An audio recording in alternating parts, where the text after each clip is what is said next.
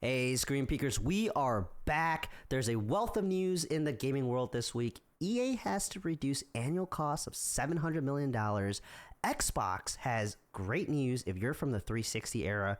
GTA 6 trailer on Netflix. And Beast of Reincarnation came out to lukewarm reviews. This is our news for the week of August 3rd. Let's jump into it.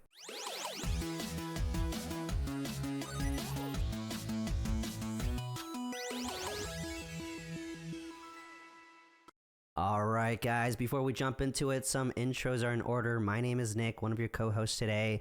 And with me today, we are delayed in recording this episode because he just had to get one more Marvel Snap game in. It's my co-host, Marco. What's going on, man? I mean, look, some of us get prepared faster than others. Nick has all these notes, etc. And while he's taking notes, I mean, that's high time for me to get a couple more cubes in Marvel Snap. Which, by the way, if anybody out there is playing Marvel Snap, can join our whatever it's called Alliance. And the new season, it's a good time to get back into Snap. Fractured Frontier, we're having a lot of fun. We are having a blast. We are having a blast. Some might say we're entering a golden era for Marvel Snap. So, yeah, I mean, aside from Marvel Snap, are you playing anything else, man?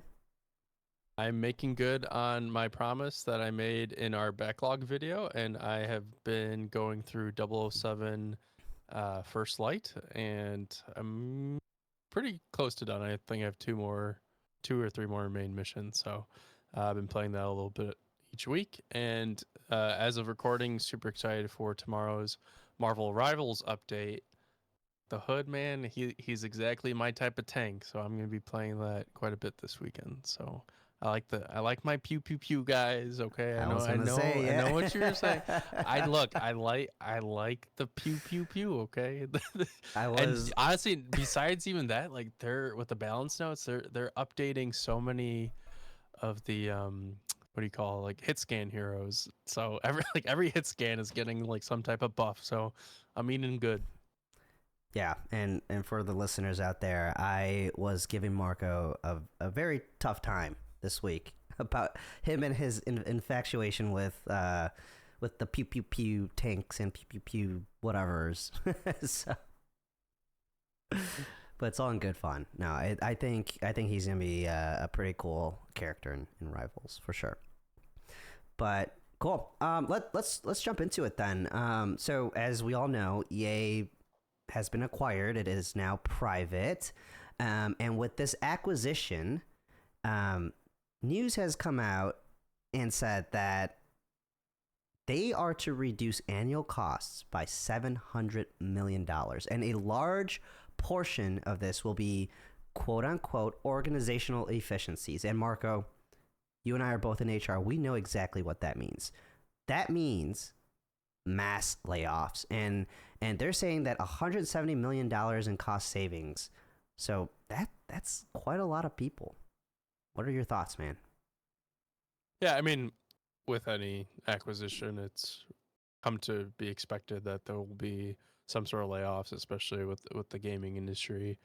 I mean, look, I was one of the proponents years ago when, you know, Xbox had like announced their Activision Blizzard and was like, oh, everything's gonna be fine. And then obviously we got one of the biggest layoffs in gaming history. And every year since then, I feel like there's always these giant layoffs. EA, as we said in our last video, has already had a round of layoffs this year. I mean, at this point, it's basically like par for the course. Any of these gaming industries, any of these companies within the gaming industry getting acquired is going to have layoffs. I mean, look, EA, again, we said before, now that they've become private, I hope this just means ultimately better games and not being beholden to stakeholders as much.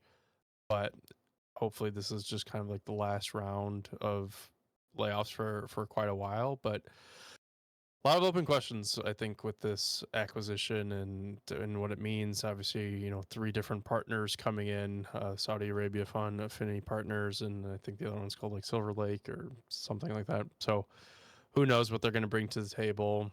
I just hope that we get some news soon, like the bad news out of the way first, but hopefully next year, like, because I don't even think like really EA has really announced anything brand new or anything new No. and exciting like outside of like the annual sports releases. Like I can't even name any like EA games I'm looking forward to outside of Mass Effect whenever that comes, and hopefully eventually then the third in the Star Wars trilogy. But Yeah, I there are no big headline games that are announced really with EA. I mean, I at least none that I'm aware of right now, none off the top of my head. And I don't know, man.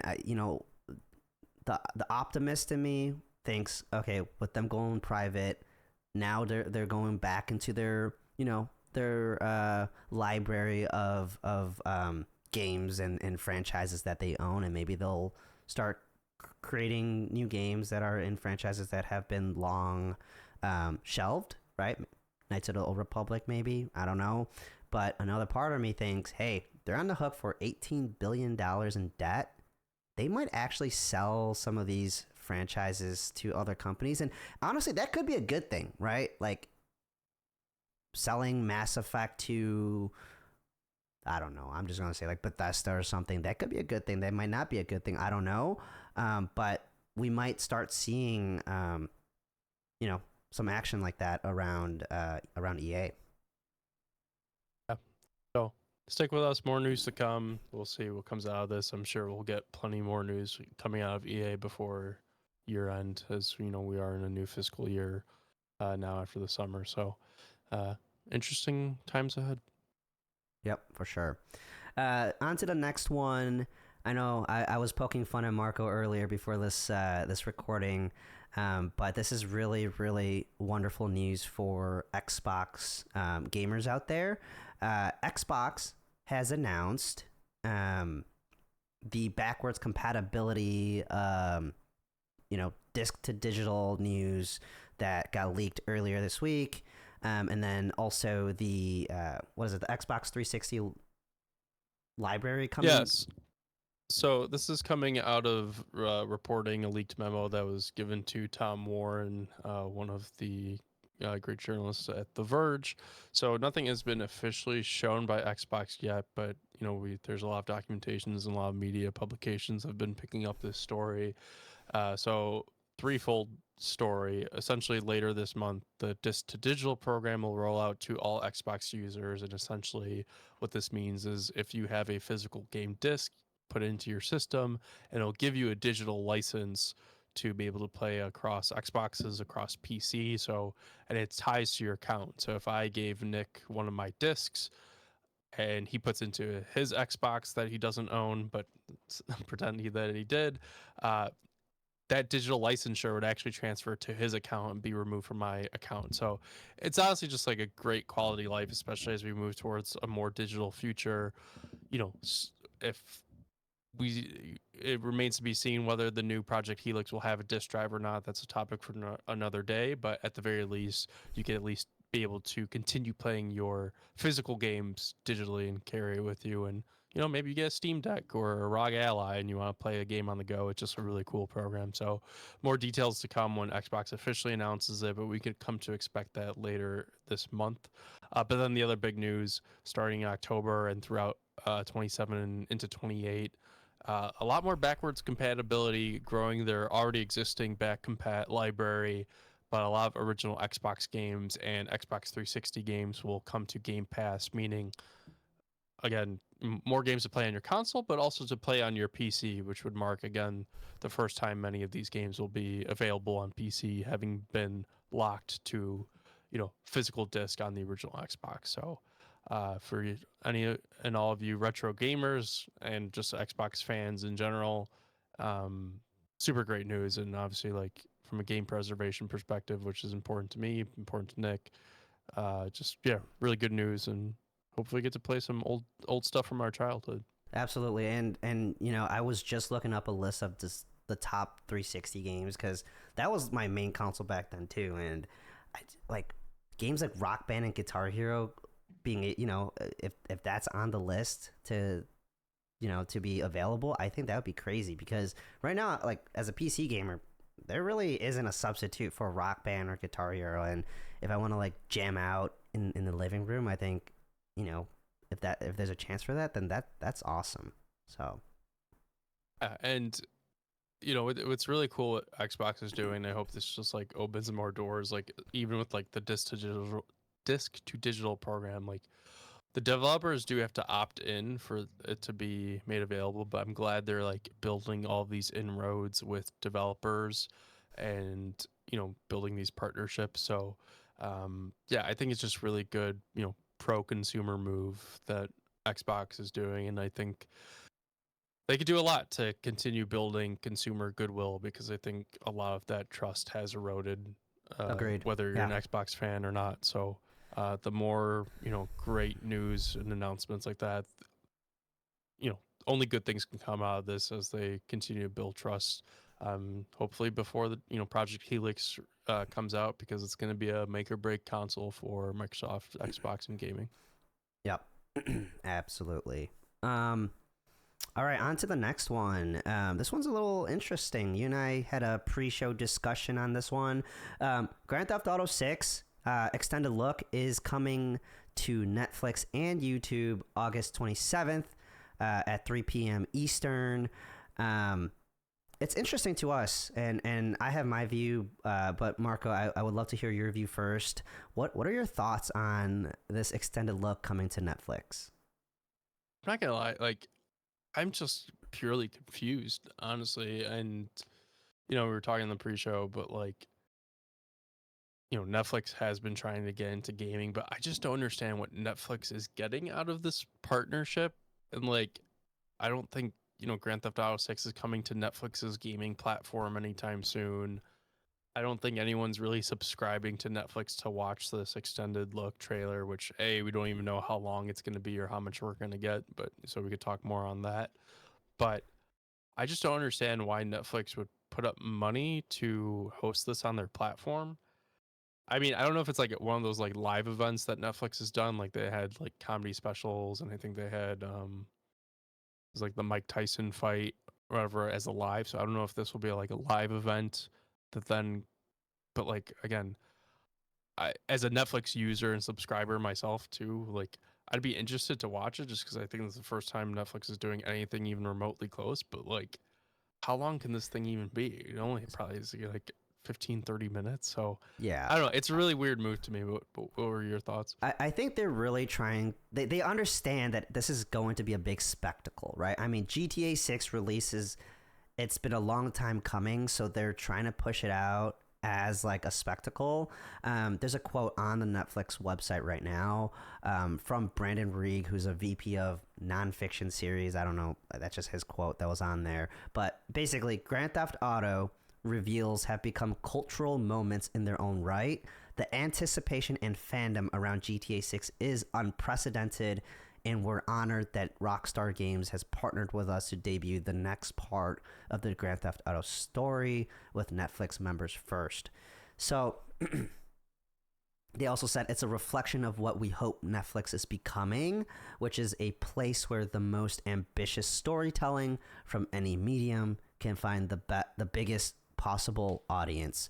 So in a way, I guess it makes sense. I mean, as we know, as we've seen, Netflix has been partnering with different, like UFC, they partner with UFC, they partner, for like special events, like boxing events, and they're trying to make these like spectacles out of things.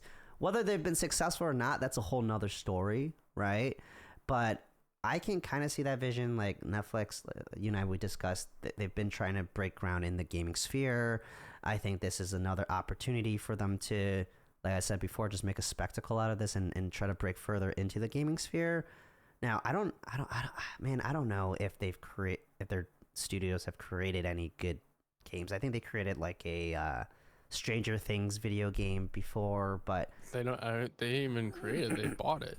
Like that's all they do is like really just like I don't even think they. I could be wrong, but I don't think they have an in-house developer. If they do, like I don't think they really push things out. Like they literally just purchase, the rights to like hold these things on their platform or the intellectual property, etc. And like I'll be honest, I don't even know how to access Netflix's gaming library. Honestly, I don't. Right? I Like, don't. Yeah, I don't. I don't either. shout out in the comments if you've ever played a game on Netflix's platform. I'm genuinely curious, because they've been saying this for years, and I don't think they have put enough dollars behind it, or B, have not marketed their capabilities well whatsoever. And like Nick and I are deep into gaming. I play every platform there is. Netflix is mostly, is obviously easily accessible on PC. Like, sound like that. Like, I don't know who's using this platform. So again, I understand like they want eyes on it, and they want to build around cultural moments, big live reveals, but I just feel it's an odd strategy to me, and I'm very curious how much money they are sending to Take-Two and Rockstar, etc., to host this event. No clue, but as you were discussing that, I did find out that they own Night School Studio. That's the developer that created Oxenfree. Titles titles like Unhinged. So they own some studios. They created they're more like Interact. Like the Walking Dead Telltale games. They've created games like that in like the Money Heist world. So nothing like crazy like AAA that you and I have but like played. they purchase stuff, right? Like it's not like they never built anything in house. They're just buying up. They own studios. They own studios. Yeah. So, no, it's interesting. I mean, I can see where they're coming from, but whether, like you said, I don't know if it's worth the money that they paid. Rockstar. So, I guess my question for you too is like, what do you think we're going to see out of this? Because they called it extended reveal, and like I could be wrong on this as well. For Red Dead Redemption 2, GTA 5, and I think also GTA 4, like I don't remember them ever really showing too much gameplay of any of those games. Like all of them got about 3 trailers total, 3 maybe 4, and then they released. I don't think we've ever seen extended gameplays of any of those games. And obviously they still sold like hotcakes, but yeah. So honestly, when I hear extended trailer or extended look, I'm thinking there has to be some like 10 minutes worth of gameplay at least, right? Hopefully nothing that spoils too much, but I want to see the fidelity of the graphics. I want to see the mechanics. You and I, we mentioned some of that jankiness in the movement, right? Show us that the movement has improved. Show us some of that like the AI of the NPCs, right? Show like blow us away. Everyone here is already going to buy GTA 6, but make us want it more, right? I know they don't have to do it, but they can blow us all away and easily, right? Like, I'm not buying a console for this, but if it's like something that blows me away, who's to say people like me won't buy a console just for GTA 6? That's an opportunity. I mean, I was gonna say the opposite approach. I don't like. I mean, I guess I'll watch it for the sake of doing a news video, but outside of like this podcast, I probably would avoid it. I want to go in as blind as possible into GTA 6, like, and especially like from the perspective of, I feel like I went in completely blind into GTA 4. I never saw any gameplay before buying it day one, April 28th, 2008. Like, I kind of want the same experience here. So, yeah, it's interesting that they felt like that they needed to do something like this. I mean, they didn't need to, but I'm just surprised they're coming. They're making it into a spectacle. They know it's the biggest release in the last decade, so it's. I wonder if that's the whole case. It's like if they're spending $1 billion on making this game, even though we know it's going to make well past that, like maybe they feel like they need to show off more to hopefully get even more purchases. But yeah, I'm sure it's an interesting strategy. I'm sure the bean counters in the back are accounting for all this. So yeah. Right. Awesome. So on to the last topic.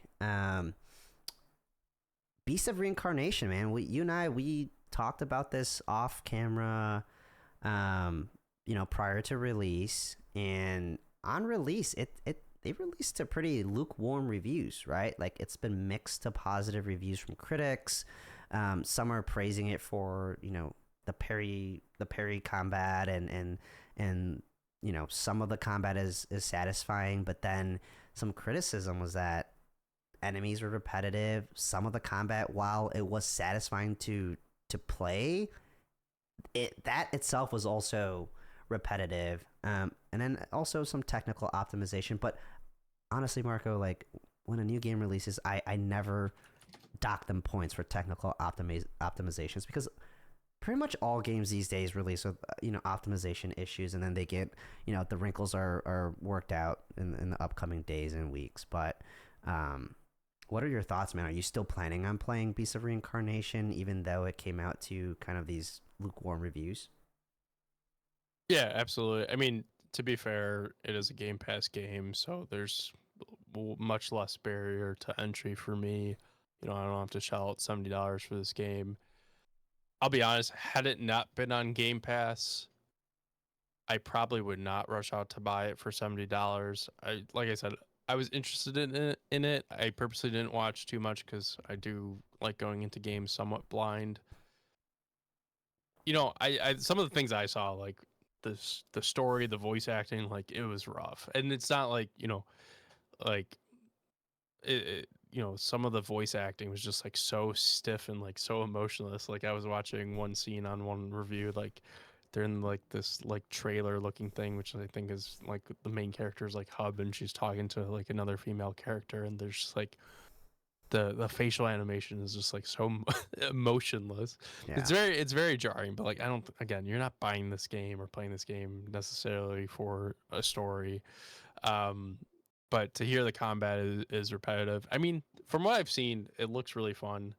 So I'm definitely gonna try to give it a try. I'm gonna finish 007 and probably download this game next as my next single player to run through this month. But I mean, I'm still excited to play it. But yeah, no, it's definitely disappointing to hear because like this is Game Freak's next big main game outside of like something that's Pokemon. So I was really rooting for them, and I want this game to do well. But again, it being one of their first game, and like Pokemon has always been janky too. So like, let's be honest, right? They just have this beloved IP. So I think it's probably a good first attempt, but I'll reserve my opinions until I fully play with my own hands. But yeah, still looking forward to it.